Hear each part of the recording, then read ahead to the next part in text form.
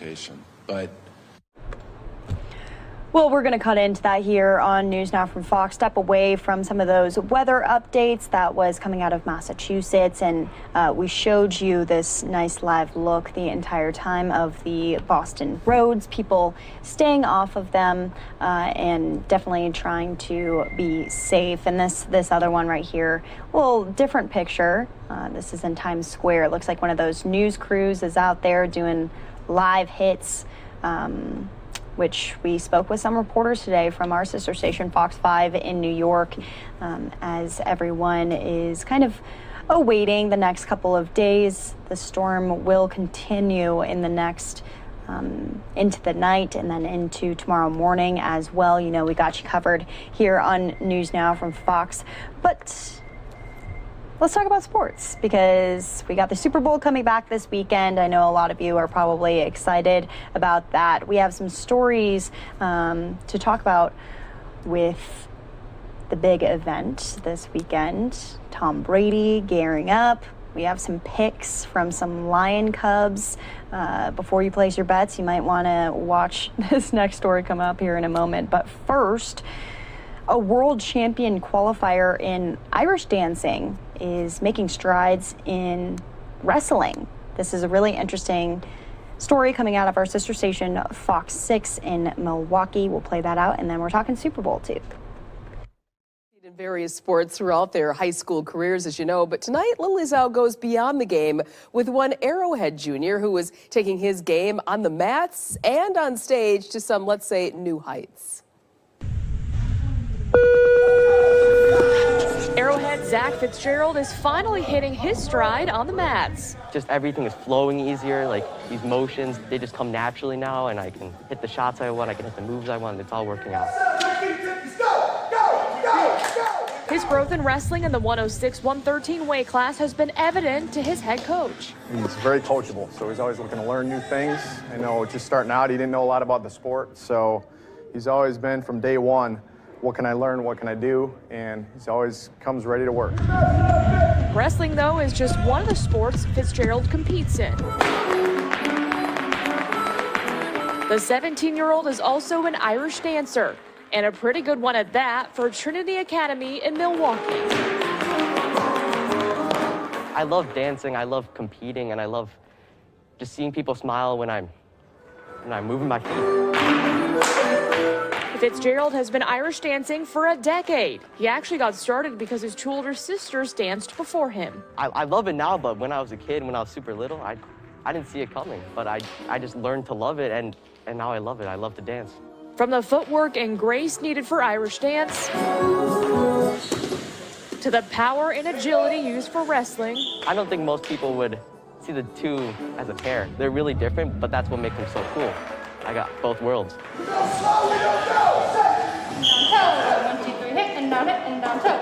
Fitzgerald most certainly has the best of both worlds. I think the most transmittable thing is the mindset, because if I can go 6 minutes battling against someone else, I could definitely go around 3 minutes battling against myself on stage. On stage is where the junior thrives. It's more than just moving your feet. It's how loud you're doing. It's making people feel emotions through the dances that I'm doing. And usually it's laughter, it's happy. They're smiling. That's what I'd say the art is. Fitzgerald has performed all around Milwaukee and the Midwest, but Irish dancing has taken him to places he's never been before. It's so fun because I get to travel around the world to dance. It's like a dream come true. Fitzgerald also recently qualified for the World Championships of Irish Dance 2020 in Dublin, Ireland, which didn't end up happening because of the pandemic, but that is not stopping the determined Irish dancer. I sure plan to perform around the world and compete in the World Championship. So until then, Fitzgerald will continue to find joy in these two sports he loves to do, no matter how different they may seem. In Heartland, Lily Zhao, Fox 6 Sports. Really cool story to see there, and competing at the highest level is something that several athletes are going to be doing this week. I want to play out a little video for you. Here's Tom Brady getting all geared up for the big weekend, but he's an expert when it comes to this stuff, and this game might have a little more entail for him as he'll get paid extra if they win. Listen to this. This would be Tom Brady's potential 7th Super Bowl ring, and it would send him into a different stratosphere when it comes to NFL players who have played, of course, in all these Super Bowl games. But if the Tampa Bay Buccaneers beat the Kansas City Chiefs this weekend, it would also give Brady some extra padding in the pocket. He signed a 2-year, $50 million deal with the Buccaneers in the offseason, ending a 20-year run with the New England Patriots. He would go on to reinvigorate the offense and put together a winning streak that really catapulted the Bucs into the playoffs and then, of course, to the Super Bowl. Well, part of his contract was an incentive that if he wins the Super Bowl, should Tampa Bay take home that Lombardi trophy, Brady would also earn $500,000. As if Brady is not already making a good amount every single year. That's just a little extra incentive for him. Brady's already earned $500,000 for making the playoffs and $250,000 more for winning a playoff game. He earned another $500,000 for making the NFC Championship and another $500,000 after that for winning the conference title. Money aside, another Super Bowl victory would be record-breaking for Brady. He would further his own record for most Super Bowls won by a player with 7 rings, which would also surpass the Pittsburgh Steelers and the Patriots with the most wins by a team at 6. Of course, all of this coming up on February 7th. This won't be the last conversation we have about the big day. Everyone very excited for this. I know a lot of Chiefs fans out there who are pumped. They're finally making it big. Well, what's the psychology that you need to have going into a Super Bowl game? Our very own Christy Connor spoke with Dan Pastor, who is a sports psychologist, about exactly that, the mindset that you need to have going into the big day. And I'm sure Tom Brady knows what he's doing, but maybe he could take some notes too. Well, when it comes time for the big game, a lot of people look at the physical aspect of it, but let's get into the mental part of what it takes for these players to play in the Super Bowl. We are joined with Dan Pastor, and let's first dive into what is sports psychology. Sports psychology is something I don't even think a lot of people have heard of. Well, sports psychology, so the physical, that's what everyone is thinking about. Super Bowl, we're talking about Super Bowl, so the physicality, but the other part is the mental game. And the mental game actually is going to be more important than the physical piece when it all is said and done. Because, so get back to your question. So the training of the mental aspect kind of started Eastern European bloc, 70s, 80s. The Russians, the East Germans were really ahead of us.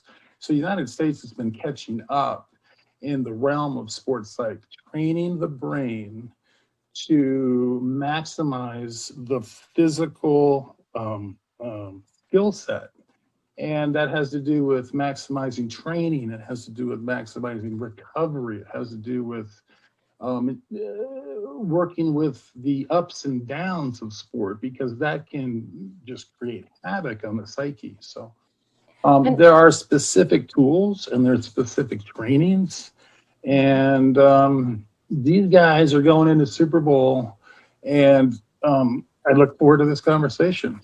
So. Yeah, so let's dive into that right away. You know, this is probably for some of them their biggest moment in their careers. So this is a lot of pressure. They're going into these games probably with a lot weighing on their minds. Oh, well, except for Tom Brady, right? I mean, he's been here before. So, yeah, but this is a different year, you know. So in even with this year, it's going to be most likely the biggest moment, hopefully other than like a childbirth or something, they're going to go through in their lives. This Super Bowl, playing in the Super Bowl, you're going to have tens of thousands of people watching this, and the potential for immortality as an athlete is right in front of them during about a 3.5-hour span. So there's a lot on the line for them. I'm excited for them. I know that it's just a different way to kind of talk about the Super Bowl. So when they step out on that field, they're getting warmed up, they do the coin toss. What are some of the things they're probably going through their minds, and what should they remember to be actually focused on?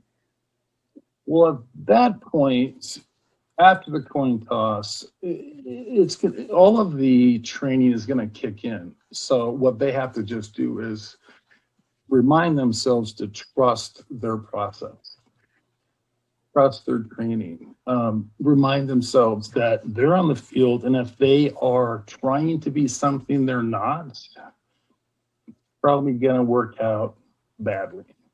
If they stay within themselves and be their best self during that game, that's going to require some self-talk. It's going to require, as things look good for them, as things start to turn bad, because there's ebbs and flows during the game, is to keep as steady of a state as possible, but at a high frequency. So what I mean by that is, you've heard the term peak performance, right? You've heard of peak. So, that's not sustainable by definition. So you think about the amount of focus, these guys, the acuity of the focus during the game, it's not sustainable at 100%. So the task that they're going to have to do, and they've done this their whole career, but everything counts now on the Super Bowl, is to focus in and focus out. If you go to a football game rather than watching on TV, there's a lot of downtime in between plays, right? And that's when you can just drop it a notch, your level of focus, and then be able to ramp it back up just before the play, okay? So that's the task. It's really like muscles in your arms and your legs. You've got to kind of conserve the energy that it takes to have complete and acute focus.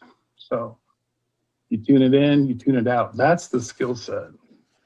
I'm sure it must be hard for them, though, to, like you said, kind of be in that moment, because they could also be thinking about, oh, I want them to talk about, my best tackle or my touchdown, my best play for years to come. So how do you kind of help athletes, no matter if they're going into the Super Bowl, maybe playing for the Stanley Cup, whatever sport it may be, kind of help them get into that mindset of, you can't be thinking about, what's going to happen after. You gotta stay in that moment. Yeah, if kind of like if you want something, or you worry about something too much, you can actually kind of push it away. So an unintended consequence. So the beauty about sports is that you can, if you're in the right moment and you've prepared, good things are likely to happen. Versus if you're trying to make if in baseball, if you're trying to hit a home run, it's really tougher, the odds are, right? If you're trying to make a 60-yard run from scrimmage for some reason, because that's a record.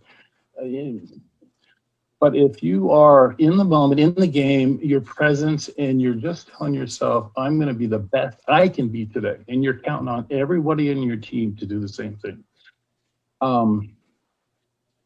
But it is enticing, isn't it?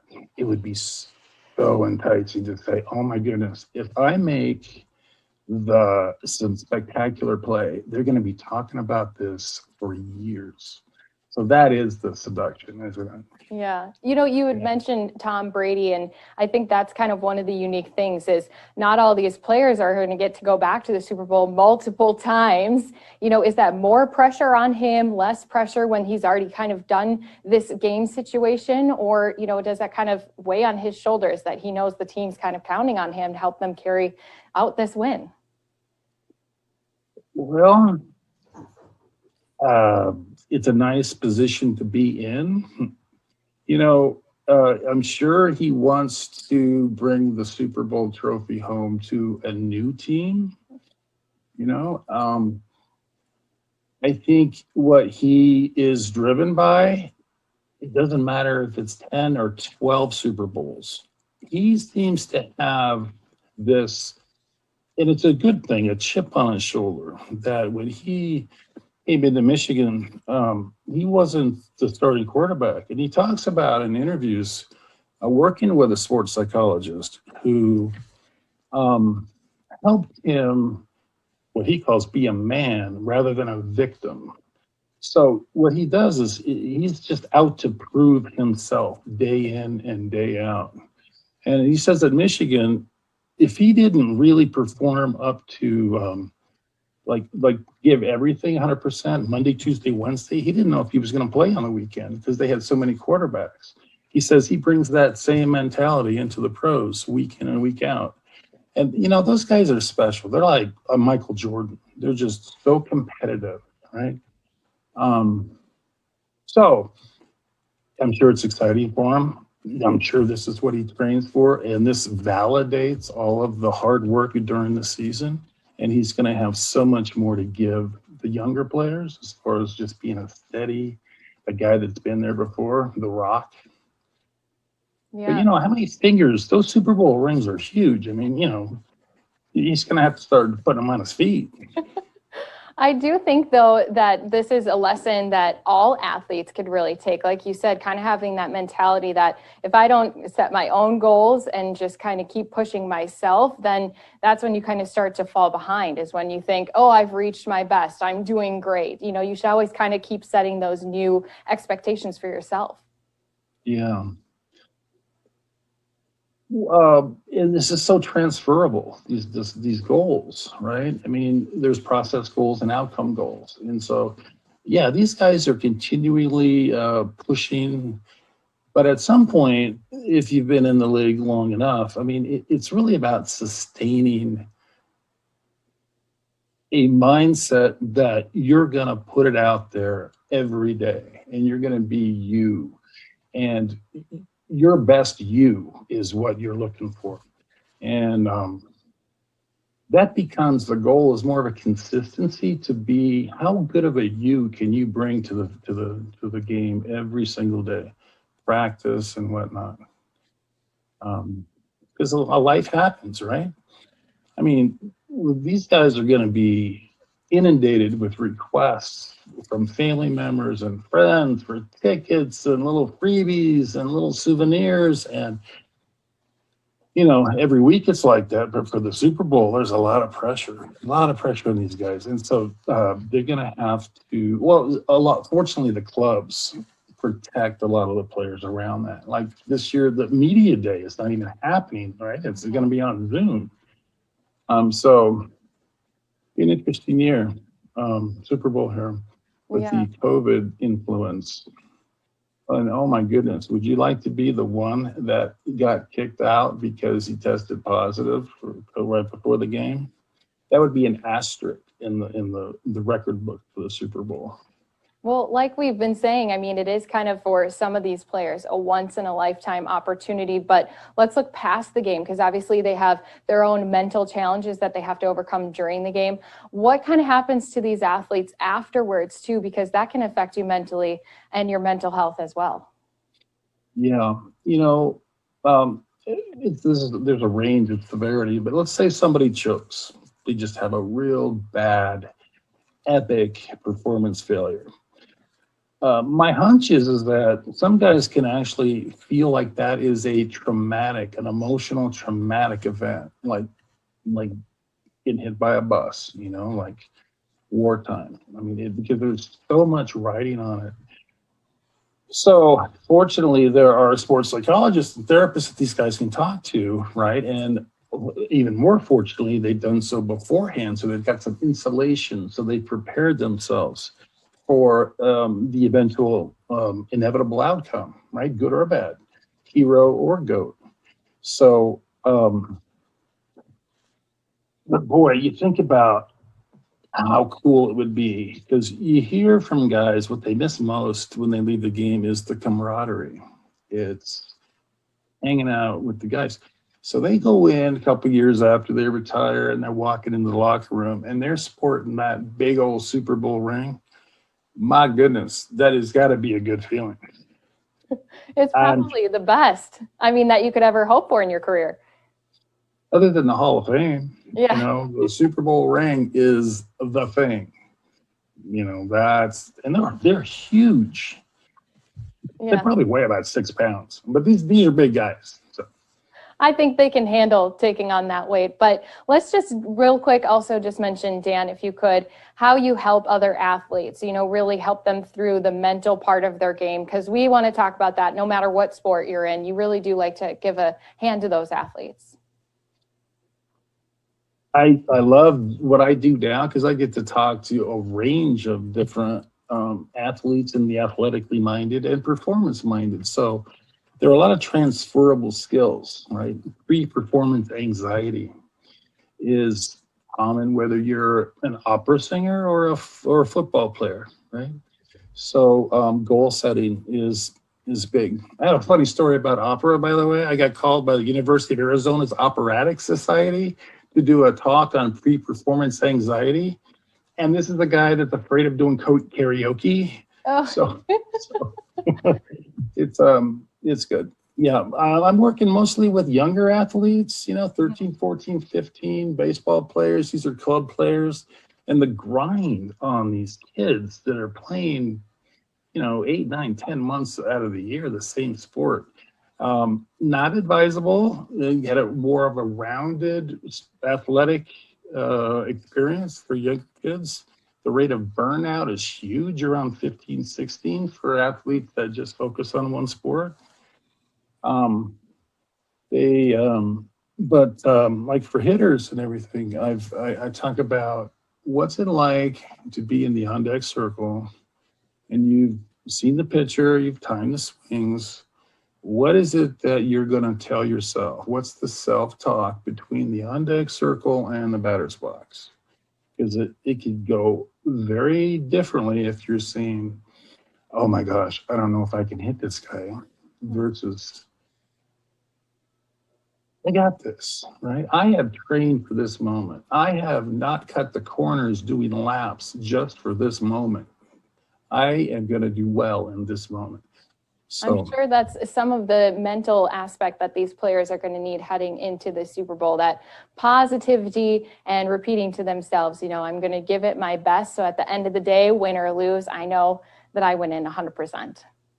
Yeah. And just to that 100% is about my 100%, your 100%, Billy Bob's 100%, right? It's my best, my very best this given day, right? And when you dial that down, that's a little unique, right? It doesn't mean I'm going to score a certain amount of touchdowns. I'm going to have a certain amount of yardages, rushing, but I'm going to be showing up on every single play. Yeah. Like, you know, for baseball, if you take, let's say in pros, there's 500 at bats, let's say there's, I don't know, 3-4 pitches in a bat. So if you threw out one baseball representing every pitch into the outfield, all green grass, but there's little pearls, and there's 1,500 pearls out there, right? You look at that and you go, how many times was I completely in that moment? And I was gonna, in that pitch, I was tuned in, I was present, and I was ready. Because if you were to take 10% of those balls away to say, no, my mind was wandering, you know, that's a couple of points of the batting average, and that could make the difference between making the team and not. So there's a lot that goes into it when we're talking about performing at your best. So again, head coach Dan Pastor, thanks so much for joining us, talking about that mental toughness these players are going to need. thanks for having me. And speaking of the Super Bowl, this is kind of a fun story that we're going to end our sports segment with. The Lion Cubs at the Dallas Zoo have placed their bets on the Kansas City Chiefs ahead of the Super Bowl. A zoo spokesperson said, as I think this happened today, if I'm not wrong, the Dallas Zoo provided this footage of the Cubs inspecting some treats that were themed for the Chiefs and for the Buccaneers. As you can see, they chose the Chiefs. There you have it. I mean, if you haven't placed any bets yet, you might want to take some notes. We'll obviously be talking a little bit more about the Super Bowl as we are just 1 week out. I will say myself that one looks a little more appetizing than the other one. So we'll see. Chiefs or Bucks. Tweet at us on Twitter at NewsNOW Fox. Let us know what your predictions are ahead of the Super Bowl. Should definitely be an exciting one. Like we were saying before, if Tom Brady wins again, he's going to make $500K extra. Can't beat that. Well, I'm going to take us back to some weather news tonight, as that is the big talker. These are roads out there in Boston.